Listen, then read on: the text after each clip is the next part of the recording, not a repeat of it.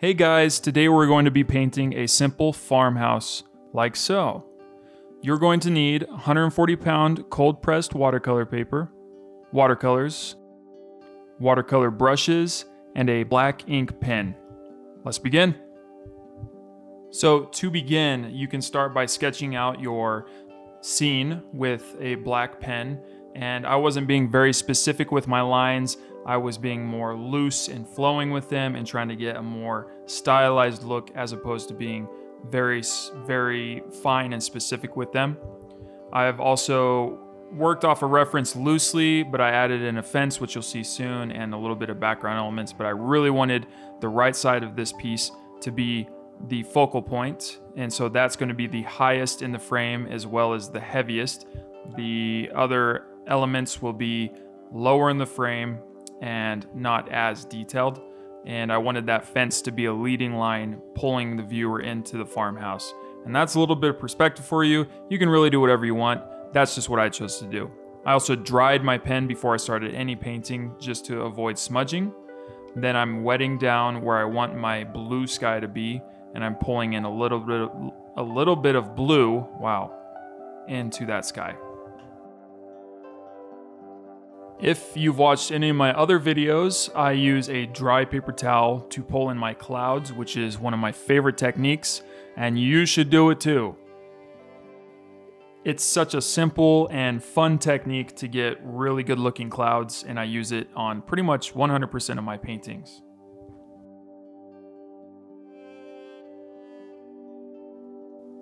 For the barn and the fence, I added in a very light wash of brown.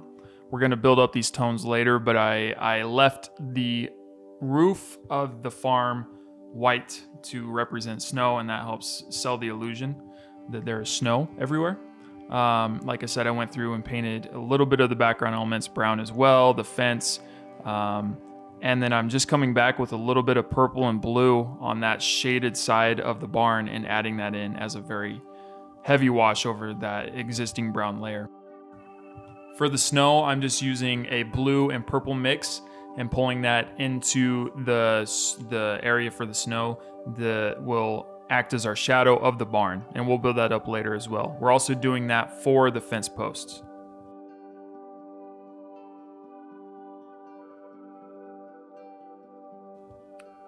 This painting is all about simplicity, so the more simple you can keep things, the better. I'm not trying to add too much of anything to any part of this painting because that will take away from it. We're trying to keep things simple and light, and that's what gives this painting such a cool aesthetic.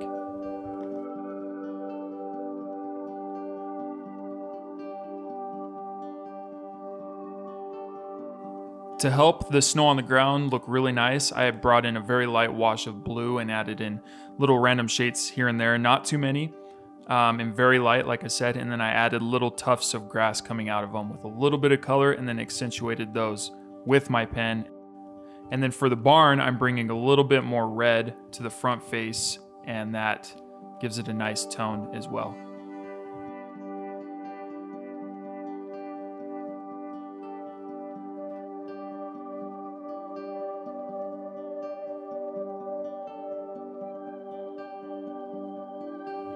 And I say this every freaking video, but it's the same process for almost every painting, just the context is different. But from here on out, it's just building up your freaking tones.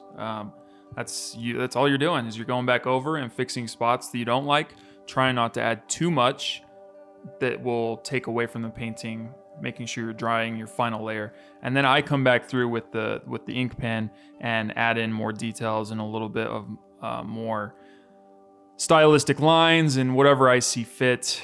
Just trying to finish up the painting and bring it all together, make it cohesive. But from here on out, just add tones.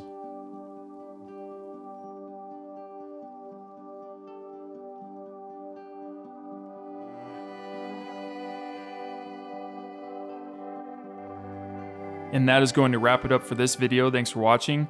Please don't forget to like and subscribe, comment on this video, let me know how I'm doing. And that's going to wrap it up. Thanks, guys.